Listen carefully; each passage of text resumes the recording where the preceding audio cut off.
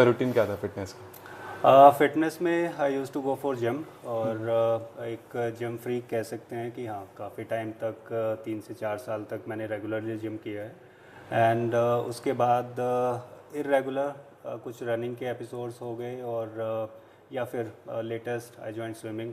तो जो भी जितना टाइम मिलता है जिस डिवोट की फ़िटनेस एक एवरीडे रूटीन बना के, ताकि सिस्टम बॉडी चलती रहे, एंड आप एक फिटनेस फिट माइंड और फिट बॉडी एक मेंटेन कर सकें।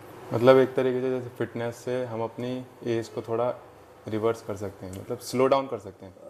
एज एक ये ऐसे वाला है कि आप नई गाड़ी खरीदते हैं तो वो धीरे धीरे जैसे जैसे आप चलाना शुरू करेंगे तो उसके टायर्स भी हैं वो धीरे धीरे थोड़े से घिसने स्टार्ट हो जाते हैं। तो एजिंग की जो प्रोसेस है वो आपके सेल्स का एक वेयर एंड टीयर है, उसका रीजनरेशन बड़ा स्लो हो जाता है।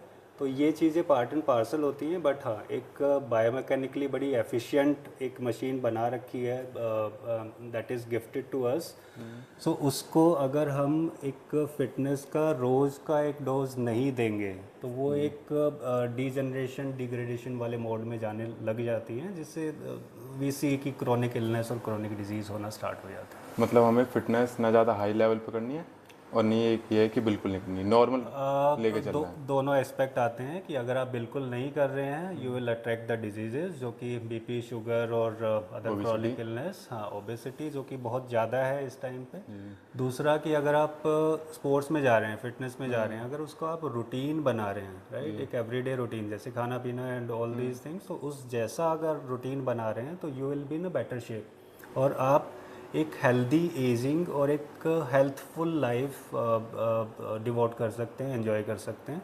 बट हाँ, टू मच जैसे कुछ हैं कि if we start the gym तो हमने 6 महीने बिल्कुल ही सब कुछ लेके दो supplementation and we go overboard, तो इंजरीज को हम इनवाइट करते हैं। तो एवरीथिंग शुड बी बैलेंस्ड, जो आपका फिटनेस का भी है एंड आपका डाइट का है, और it should be a routine, क्योंकि from childhood to the old age ये एक रूटीन आपको हमेशा फॉलो करना है, because the machine require it.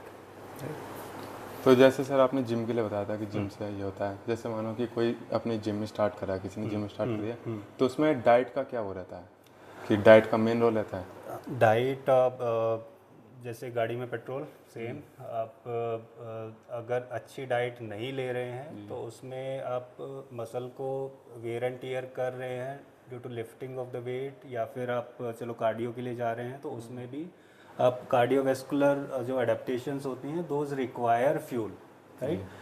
Basically glucose हो गए, या फिर मसल्स के लिए आपके अमीनो एसिड्स फॉर्म में अपना प्रोटीन एसिमिलेट करना होता है। अगर आप राइट अमाउंट ऑफ ये कॉन्स्टिट्यूएंट्स नहीं देते हैं तो आप या तो ओवर ट्रेनिंग में चले जाएंगे या फिर आपको उतने गेंस नहीं मिलेंगे, राइट।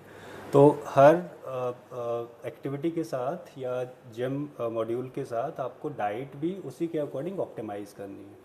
उसमें ये नहीं होता है कि दो सप्लीमेंट्स एंड ऑल, तो आप अपनी जो नॉर्मल डाइट है उससे भी कर सकते हो। इफ़ सप्लीमेंटेशन रिक्वायर्ड तो एक आप एक रेगुलर वे में एक हेल्दी और एक ट्रस्टेड रिसोर्स से आप उन चीज़ों को ले सकते हैं।